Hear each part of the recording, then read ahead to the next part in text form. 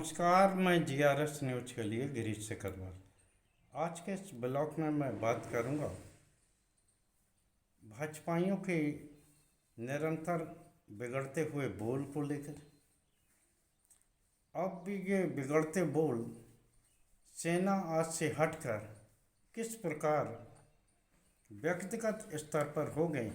कल एक TV debate में मैंने देखा जिससे शायद भाजपाई कभी शर्मसार नहीं होंगे, लेकिन जिस तरह की भाषा मैंने वहाँ कांग्रेस और भाजपा के प्रवक्ता प्रेम शुक्ला के मध्य सुनी, वो ये बताने के लिए काफ़ी है कि अब भारतीय जनता पार्टी खुद को अन्य दलों से अलग न कहे तो ज़्यादा अच्छा रहेगा, क्योंकि जिस तरह के गाली गलौज और सत्ता के लिए छटपटाहट जिस प्रकार दिखाई देती है भारतीय जनता पार्टी के अंदर, तो वो ये दर्शाने को काफ़ी है कि अब केवल सत्ता प्रथम हो गया है, देश द्वितीय हो गया। जबकि भारतीय जनता पार्टी इस बात का नारा बार बार लगाती रही, उनके लिए देश प्रथम है और बाद में देश की जनता है, उसके बाद ही अपनी पार्टी है। लेकिन जिस प्रकार पार्टी को जिताने के लिए दिन रात जनता के पैसे पर देश का शीर्ष नेतृत्व जिस प्रकार प्रचार कर रहा, वो ये बताने को काफ़ी है कि भारतीय जनता पार्टी भी वैसी पार्टी नहीं रही जैसे कि पहले थी। जिस तरह की भारतीय जनता पार्टी के निकट भविष्य में कांड आई, चाहे वो अंकिता भंडारी को लेकर, जिसमें कि अंकिता को एक गरीब घर की बेटी जब वो एक्स्ट्रा सर्विस के लिए तैयार नहीं हुई तो उसको नहर में फेंककर हत्या कर दी गई। और किस प्रकार मैनपुरी के भाजपा नेत्री के सुपुत्र ने 130 वीडियो क्लिप बनाई, जो कि पार्टी को शर्मसार शायद नहीं करेंगी, क्योंकि आज वही भारतीय जनता पार्टी के प्रचार और यही आइकॉन बनते जा रहे हैं। पहले जो भारतीय जनता पार्टी कार्यकर्ता आधारित होती थी, आज वो केवल जीत आधारित होती जा रही। पार्टी को जिताने वाला और ऐसा मजबूत व्यक्ति जो कि अपनी सीट जीतकर अन्य सीटों को भी जिता सकता है, उसके लिए कुछ भी नहीं होगा। क्योंकि सेनाधिकारी सोफिया पर किस तरह के आतंकी का बहन बताया मध्य प्रदेश के मंत्री विजय शाह ने, लेकिन उन पर मात्र इसलिए कार्रवाई नहीं हो पा रही है क्योंकि मध्य प्रदेश में आदिवासियों की अच्छी खासी संख्या है और करीब 47 सीटें ऐसी हैं जो आदिवासी बाहुल हैं, और विजय शाह आदिवासियों के एक बड़े नेता माने जाते हैं। इसी प्रकार पहलवान बेटियों के साथ यौन शोषण के मामले में केसरगंज गोंडा के सांसद ब्रजभूषण शरण सिंह पर भी कार्रवाई नहीं हुई थी, क्योंकि ब्रजभूषण शरण अपनी सीट के अलावा भी आसपास की सीटें प्रभावित करते हैं। तो अगर आप साधन संपन्न हैं और आप रसूख रखते हैं तो भारतीय जनता पार्टी आपके 100 गुनाहों को भी माफ़ कर देगी। जिस प्रकार वायुसेना अध्यक्ष ने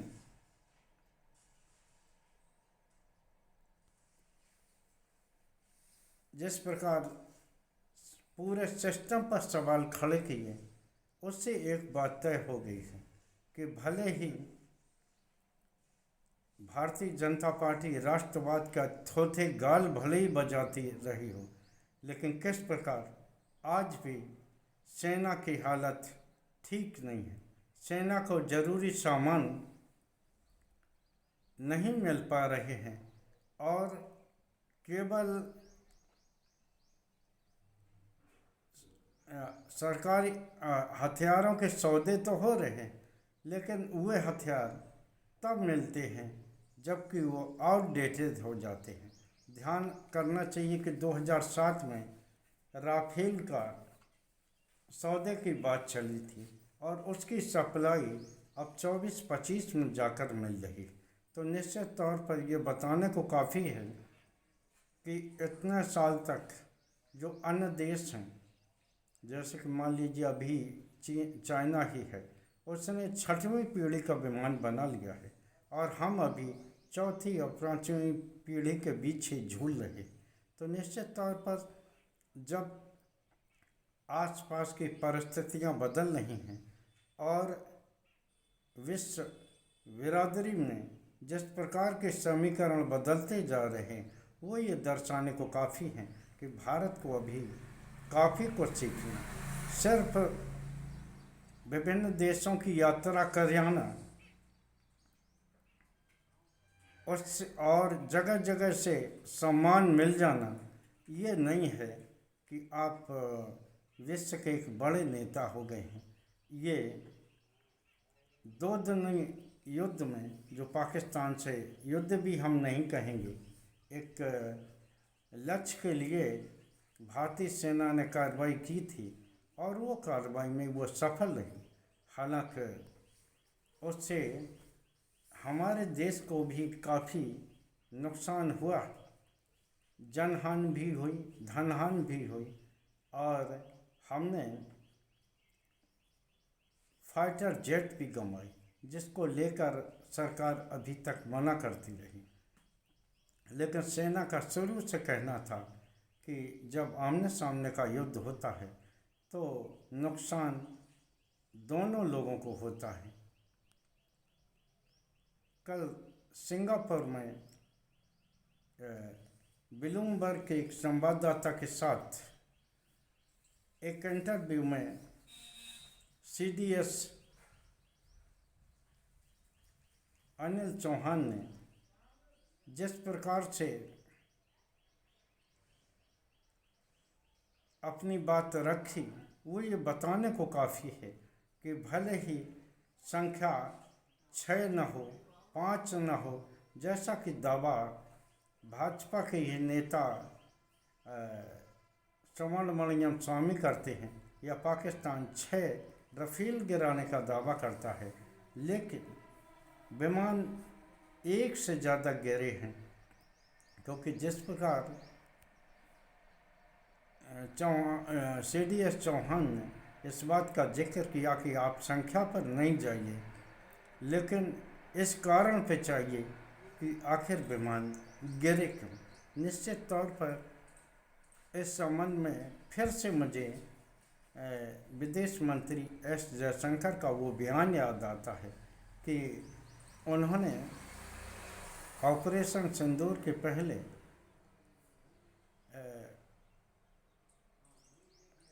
पाकिस्तान को इस बारे में जानकारी दे दी थी कि वो उनके आतंकी अड्डों पर कार्रवाई करेंगे और अगर चाहे तो सेना इससे इतर रह सकती है। तो क्या CDS का इशारा S जयशंकर की ओर था कि एक टेक्निकली चूक से भारत को नुकसान हुआ है, या भारत का जो जेट विमान गिरा है वो दुश्मन के सचेत रहने के कारण गिरा है? भले ही सरकार इस पर पर्दा डालती रहे, लेकिन उसे यह समझना चाहिए कि आज की राजनीति केवल अपने घर तक नहीं रही, बल्कि ये ग्लोबल हो गई और न ही इससे छिपाया जा सकता है।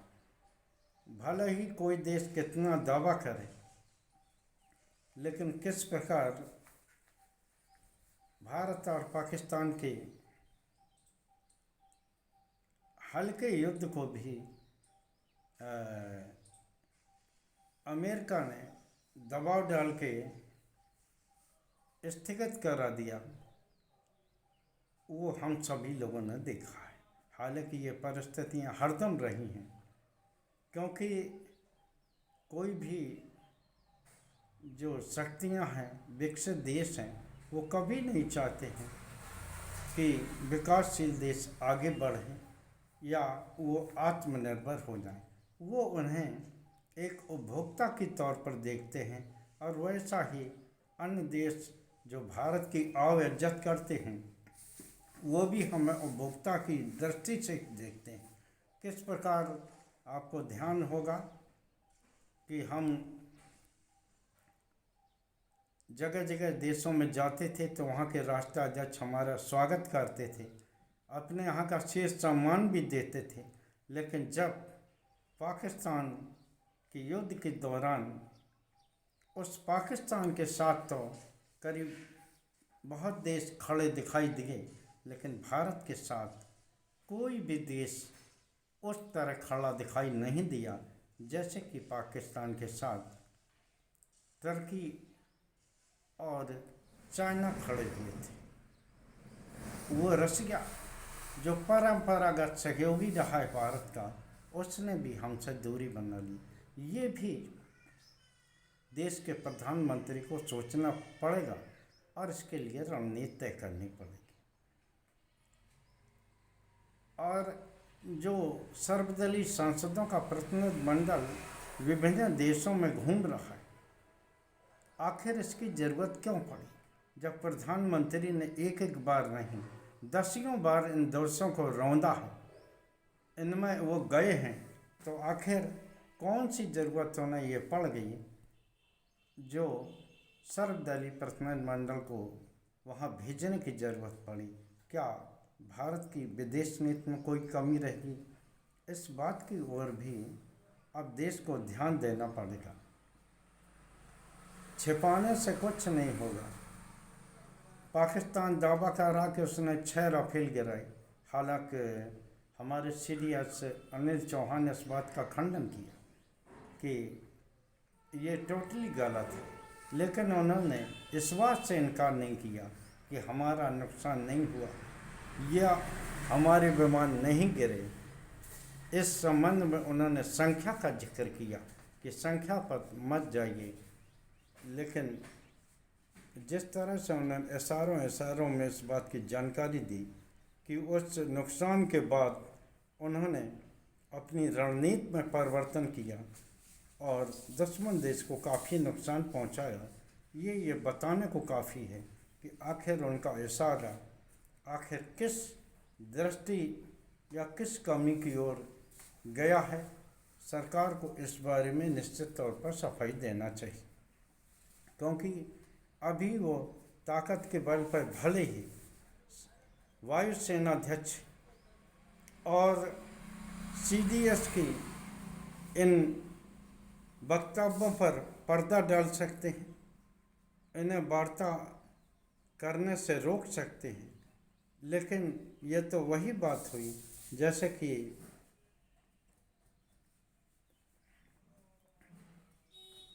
बिल्ली को देखकर चूहा अपनी आंख बंद कर लेता है और वो समझते हैं कि उनके सामने खतरा टल गया है, लेकिन वो आगे चल गए। यही खतरा उनके लिए जान का घातक बन जाता है। तो निश्चित तौर पर देश को ये समझना पड़ेगा, भले ही विपक्षी दल हैं, लेकिन देश के नेतृत्व को यह समझना पड़ेगा कि वो भी जनप्रतिनिधि हैं, वो भी देश के लिए काम कर रहे हैं और उन्हें भी देश की जनता ने ही चुना है। भले ही इसकी संख्या सांसदों की कम ज़्यादा हो, लेकिन वो भी देशभक्त हैं। अगर इस ओर ध्यान नहीं दिया जाता है तो निश्चित तौर पर आप कितने भी देशों की यात्रा कर लें, कितने भी कपड़े बदल लें, कितना भी आप विदेशी धरती से उनके देश का शीर्ष सम्मान ले आएं, लेकिन जब आपको ज़रूरत पड़ेगी तो आपको यही जो सांसद हैं, भले ही विपक्षी दलों के, यही काम आएंगे। जैसा कि अभी वो पाकिस्तान का पोल खोल अभियान में काम आ रहे हैं।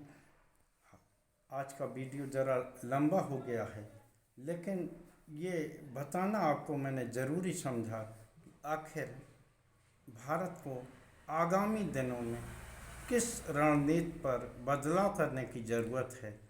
आज के ब्लॉग में बस इतना ही। जय हिंद, जय भारत। कल फिर किसी मुद्दे पर आपसे जुड़ने का प्रयास करूँगा। आप हमारे इस वीडियो को लाइक करिए, शेयर करिए और सब्सक्राइब करके हमारे चैनल की मदद ज़रूर करिए। जय हिंद, जय भारत।